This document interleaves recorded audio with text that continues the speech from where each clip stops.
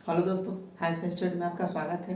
आज हम इस क्लास में लाइंस एंड एंगल्स के कुछ बेसिक कॉन्सेप्ट और इसके साथ साथ हम क्वेश्चन आंसर भी करने वाले हैं जो प्रीवियस ईयर में क्वेश्चन पूछे गए हैं और आने वाले समय में कैसे क्वेश्चन बन सकते हैं उन सारे चीज़ों पर डिस्कस करेंगे।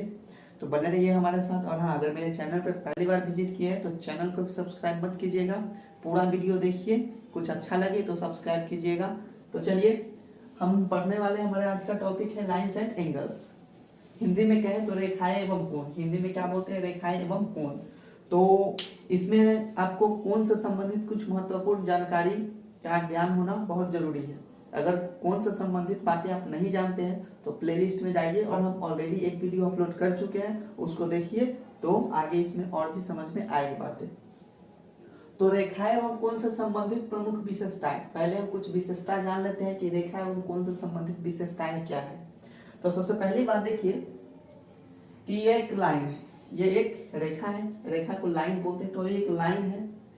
इस लाइन पर हम पहले जानते हैं कि कोई सीधी लाइन है और उस सीधी लाइन पर कितना डिग्री का कोण बनता है। भाई हम पहले से जानते हैं कि इस लाइन पर कितना डिग्री का कोण बनता है, 180 डिग्री का कोण बनता है। इतनी बात समझ में आ गई? चलिए ठीक है।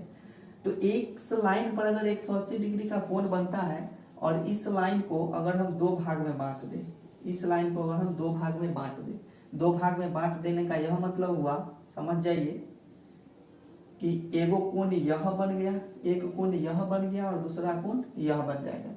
इस लाइन पर जो एक बड़ा सा कोण बना हुआ था, एक और लाइन खींच करके हम इस कोण को क्या कर दिए, दो भाग में हम इसको बांट दिए। जैसे ही एक ये लाइन इस पर हम खींच दिए तो ये कोण दो भाग में बट गया। तो इस कोण को हम ए बोल सकते हैं और इस कोण को हम बी बोल सकते हैं कि नहीं बोल सकते हैं।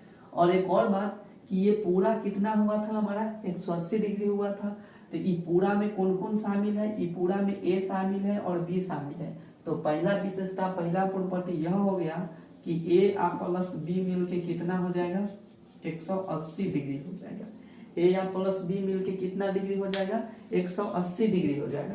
यानी सीधा कह सकते हैं कि एक लाइन पर अगर दो गो कोण बन रहा है तो दोनों कोण का जोड़ कितना हो जाएगा, 180 डिग्री।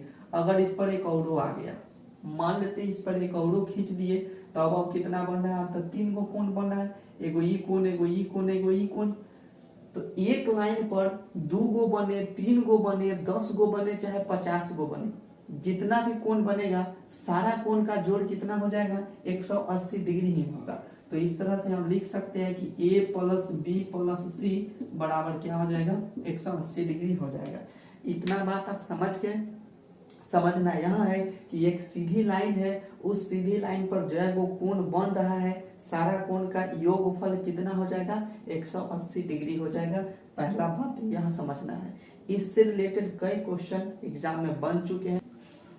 तो एक प्रॉपर्टी तो यह पढ़ लिए कि एक सीधी लाइन पर जितने भी कोण बनते हैं उन सारे कोण का योगफल कितना हो जाता है, 180 डिग्री हो जाता है। अब दूसरा प्रॉपर्टी हम पढ़ने जा रहे हैं। देखिए दूसरा प्रॉपर्टी यह है, आपके सामने एक फिगर बनाया गया है। ये फिगर देखिए, फिगर में क्या दिखाया गया है। तो एल जो है, ये एक स्ट्रेट लाइन है। एल क्या है, एक स्ट्रेट लाइन है। और एम भी क्या है, एक स्ट्रेट लाइन है। तो एल और एम एक स्ट्रेट लाइन, तो एल और एम दो स्ट्रेट लाइन है। इन दो स्ट्रेट लाइन कैसे है, तो एल पैरेलल है किसके, एम के। एल पैरेलल है किसके, एम के।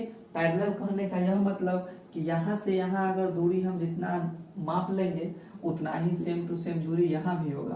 कहने का सीधा यह मतलब कि एक जगह अगर डिस्टेंस हमको जितना आया है सभी जगह पर मापेंगे तो डिस्टेंस उतना ही आएगा। जैसे यहाँ अगर 5 सेंटीमीटर आया है तो यहाँ भी दूरी कितना हो जाएगा, 5 सेंटीमीटर हो जाएगा।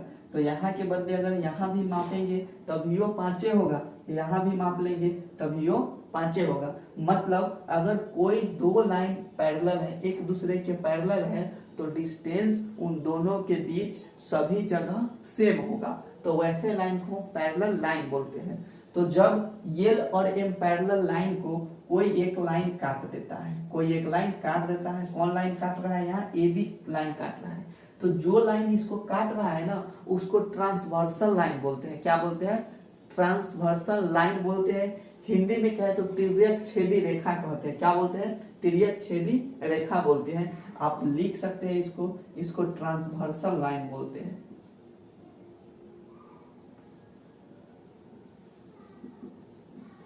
हिंदी में तिर्यक रेखा सीधा बोल दीजिए, हिंदी में इसको तिर्यक रेखा बोलते हैं। और एल और एम एक दूसरे के पैरेलल है, पैरेलल मतलब समानांतर है। तो इस हिसाब से हम देखते हैं क्या कि यहाँ ये लाइन कट करके यहाँ पर 4 को कोण बनाया, और ये लाइन कट करके यहाँ भी 4 को कोण बनाया। तो इन सब कोणों में कुछ समानताएं हैं, सिमिलरिटी है, उसको समझना बहुत जरूरी है। यहाँ से क्वेश्चन बनते हैं। तो देखिए एक बाय एक करके हम आपको समानता बताते हैं। पहला समानता यहाँ है, ये हो गया हमारा पहला समानता। पहला समानता देखिए क्या कहता है, कोण 1 बराबर कोण 5 होता है। मतलब ये वाला कोण 1 बराबर कोण 5 होता है। उसके बाद देखिए कोण 4 बराबर कोण 8 होता है। कोण 4 बराबर कोण 8 होता है। मतलब इस लाइन का ऊपर का तो इस लाइन का ऊपर का और सामने वाला बराबर हो जाता है, ध्यान रखिएगा। उस प्रकार से इधर भी आ जाते हैं तो ई लाइन का ऊपर का और ई लाइन का ऊपर का बराबर हो जाता है। और क्या बराबर होता है, तो इस लाइन के नीचे वाला और इस लाइन के नीचे वाला यानी 2 और 6 बराबर होता है। उसके बाद इस लाइन के नीचे वाला इधर और इस लाइन के नीचे वाला इधर 3 और 7 बराबर होता है। तो इसका नाम दे दिया गया है, इस सब कोण का नाम दे दिया गया है, इस सब कोण का नाम दे दिया गया है संगत कोण। इसका क्या नाम दे दिया गया है, इसका नाम दे दिया गया है संगत कोण। क्या? संगत कोण दे दिया गया। तो पहला विशेषता तो यह हो गया। दूसरा विशेषता क्या है वो देखिए। दूसरा विशेषता यह है, देखिए दूसरा विशेषता कि एंगल 3 बराबर एंगल 5 होता है। मतलब एंगल 3 बराबर एंगल 5 हो जाता है। और क्या होता है, तो एंगल 2 बराबर एंगल 8 होता है। ये देखिए ये जेड शेप बना रहा है। कौन सा शेप बना रहा है? Z shape. इस बात को आप ध्यान रख लीजिए, ये बहुत काम की बातें हैं, इससे डायरेक्टली क्वेश्चन आते हैं। यानी ऐसे ही ना बन रहा है, ये वाला हम निकाल लिए, ये वाला निकाल लिए, तो यहाँ बन रहा है 3 और यहाँ बन रहा है 5। तो एंगल 3 बराबर एंगल 5 हो जाता है। यहाँ आते हैं इसमें तो ये उल्टा बन जा रहा है, ऐसे बन जा रहा है, लेकिन बन तो जेड ही ना रहा है, उल्टा जेड। तो यहाँ 2 है, यहाँ 8 है। तो इस हिसाब से ये बन जा रहा है हमारा। क्या बन जा रहा है कि एंगल 3 बराबर होता है एंगल 5, एंगल 2 बराबर होता है एंगल 8। मतलब जहां भी जेड शेप बनाया तो जेड शेप यहाँ वाला दोनों क्या होता है, कोना पर वाला कोण बराबर होता है। तो कोना पर वाला कोण बराबर होता है तो इसको क्या बोलते हैं, तो इसको बोलते हैं एकांतर कोण। कैसा कोण? एकांतर कोण बोलते हैं। याद रख लीजिएगा एकांतर कोण, इसको अंतः एकांतर कोण भी बोलते हैं। तो हम सीधा बात याद रखेंगे, इसको क्या बोलेंगे, इसको बोलेंगे हम एकांतर कोण। एकांतर कोण क्या होता है? बराबर होता है। हम कह सकते हैं कि कोई समानांतर लाइन को कोई तिर्यक रेखा काटती है तो बनने वाले एकांतर कोण क्या होते हैं? बराबर होते हैं। दूसरा प्रॉपर्टी यह हो गया। अब चलिए तीसरा प्रॉपर्टी बताते हैं। अब तीसरा प्रॉपर्टी क्या है आपके सामने में, यहाँ तीसरा प्रॉपर्टी हम लिखे हैं। तीसरा प्रॉपर्टी कहा कि एंगल 2 प्लस एंगल 5, मतलब कोण 2 और कोण 5 मिलाइए। तो यहाँ पर कोण 2 है और यहाँ पर कोण 5 है। तो ये दोनों कोण का जोड़ कितना होता है? 180 डिग्री होता है। यहाँ कोण 3 है, यहाँ कोण 8 है। ये दोनों को जोड़ने से कितना होता है? 180 डिग्री होता है। ऐसे याद रख लीजिए, दोनों ऐसे हैं, इस तरह का है। यहाँ वाला 2 है, यहाँ वाला 5 है। यानी अंदर में बन रहा है, यानी क्या बन रहा है? अंदौरे में सामने सामने बनने वाला कोण का जोड़ कितना होता है? 180 डिग्री होता है। ये वाला कोण और ये वाला कोण को जोड़ देंगे तो 180 डिग्री होगा। एक बात और ध्यान में रख लीजिए, यहाँ पर बन जाएगा, क्या बन जाएगा? यहाँ पर भी बनने वाला 180 डिग्री होगा दोनों मिलके। तो यहाँ पर कोण बन रहा है 3, यहाँ पर कोण बन रहा है 8। तो हम ये लेंगे सामने वाला, ये ले लेंगे कोण, ये देख रहे हैं 2 और 3, ये सीधी रेखा पर ही दोनों बना लिया कि नहीं बना लिया? एक ये सीधी रेखा था और ये सीधी रेखा पर बना लिया दोनों मिलके। तो दोनों मिलके क्या हो जाएगा? 180 डिग्री हो जाएगा। नीचे में भी 5 + 8 मिलके क्या हो जाएगा? 180 डिग्री होगा। और ऐसे तो होता ही है, ये वाला और ये वाला ऐसे तो होता ही है 180 डिग्री और 180 डिग्री। आप लिखना चाहे तो लिख सकते हैं कि एंगल 2 प्लस एंगल 3 बराबर भी हो जाएगा 180 डिग्री, और एंगल 5 प्लस एंगल 8 बराबर भी हो जाएगा 180 डिग्री। और इस हिसाब से आपको और इसमें ज्यादा जानना है तो आप जान लीजिए कि ये सीधी रेखा है, 6 प्लस 7 मिलके भी 180 बनाएगा, क्योंकि पूरा यह हो जा रहा है। यहाँ भी देखिए तो ये पूरा मिलके 180, मतलब सीधा अगर कोई एक सीधा लाइन है, ऐसे सीधा लाइन है और ये खींच दिया गया है, यहाँ पर बन रहा है हमारा 1 और यहाँ पर हमारा बन रहा है 2, तो ये दोनों मिलके क्या हो जाएगा 180 डिग्री हो जाएगा। सीधी बात समझ जाइए। तो हम यहाँ बता रहे थे angle 2 plus angle 5 180 degree, angle 3 plus angle 8 180 degree, और ये तो आपको समझाने के लिए हम बता दिए कि अगर ऐसा सिचुएशन आता है तो आप उसको 180 बना सकते हैं, ये लिख सकते हैं। तो ये दोनों कोण को हम बोल देते हैं अंतःकोण। कौन सा कोण? ये दोनों को हम बोलते हैं अंतःकोण। ये दोनों को हम अंतःकोण बोल देते हैं। तो ये दोनों को हम अंतःकोण बोलते हैं क्योंकि अंदर में बन रहा है।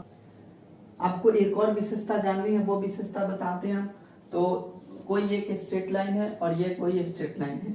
जब दो स्ट्रेट लाइन एक दूसरे को काट देते हैं, जब दो स्ट्रेट लाइन एक दूसरे को काट देते हैं तो आमने सामने बनने वाले कोण बराबर होते हैं। जैसे यहाँ वाला कोण और यहाँ वाला कोण यही ना आमने सामने है, तो इसको बोल देते हैं x और इसको बोल देते हैं y। तो इसमें क्या हो जाएगा कि x बराबर y हो जाएगा। इधर बना लेता है a और इधर बना लेता है b, तो ये दोनों बराबर है। तो ये दोनों आमने सामने है, इसलिए बोल सकते हैं कि a बराबर क्या हो जाएगा b। इसको अगर नाम देना चाहते हैं आप तो इसको दे सकते हैं नाम सम्मुख कोण। इसका नाम है सम्मुख कोण। तो इसको आप सम्मुख या शीर्षाभिमुख भी कहा जाता है, शीर्षाभिमुख कोण। शीर्षाभिमुख कोण। अगर आपको उतना नाम याद नहीं है, इतना नाम अगर याद नहीं है तो सीधा आमने सामने बनने वाला कोण बराबर होता है। जब एक लाइन दूसरे लाइन को काटता है तो आमने सामने बनने वाले कोण क्या होते हैं? बराबर होते हैं। तो ये तीन जो बेसिक बातें थी रेखाएं एवं कोण से संबंधित, उनको हम बता दिए। तो एक और बेसिक बात आप जान लीजिए कि एक पॉइंट है, ये एक बिंदु है। इस बिंदु से होकर के क्वेश्चन पूछा जाता है यह कि एक बिंदु से होकर के कितने रेखाएं खींची जा सकती है। एक बिंदु से होकर के कितने रेखाएं खींची जा सकती है। तो एक हम ऐसा रेखा खींच दिए, कोई कहेगा कि नहीं हम ऐसा खींच देंगे, कोई कहेगा ऐसा खींच देंगे, कोई कहेगा ऐसा खींच देंगे, कोई कहेगा कि इस तरह खींचेंगे, कोई इस तरह खींच देगा, कोई इस तरह खींच देगा, कोई इस तरह खींच देगा। तो हम देख यह रहे हैं कि ये खींचने का सिलसिला खत्म ही नहीं हो रहा है। तो खींचने का सिलसिला खत्म नहीं हो रहा है, इसलिए हम यह कह सकते हैं कि एक बिंदु से होकर के अनंत रेखाएं खींची जा सकती है। तो हम यह कह सकते हैं कि एक बिंदु से होकर के कितने रेखाएं खींची जा सकती है?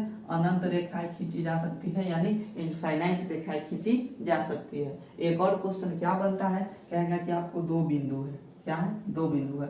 तो दो बिंदु से होकर के आप कितने रेखाएं खींच सकते हैं? आपका कहने का यह मतलब होगा कि एक बिंदु से जब अनंत खींचा जा रहा है तो दो बिंदु से दो अनंत खींचा जाएगा। तो दो अनंत कुछ होता नहीं है, बेसिकली क्या होता है, अनंत बोल दिया मतलब अनंत में इतना ज्यादा है कि आप उसको काउंट नहीं कर सकते हैं।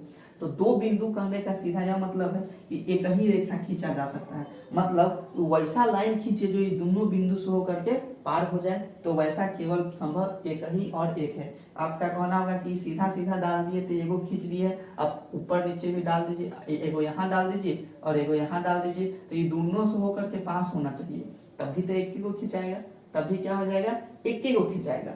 तो हर हाल में ये बात याद रखना है कि एक बिंदु से कितने रेखाएं खींची जा सकती है। तो एक बिंदु से अनंत रेखाएं खींची जा सकती है, और दो बिंदु से कितने रेखाएं खींची जा सकती है, तो दो बिंदु से केवल और केवल एक रेखाएं खींची जा सकती है। तो इन सारी विशेषताओं पढ़ने के बाद अब हम आपके सामने कुछ क्वेश्चंस ला रहे हैं, उन क्वेश्चन का सॉल्यूशन करवाएंगे।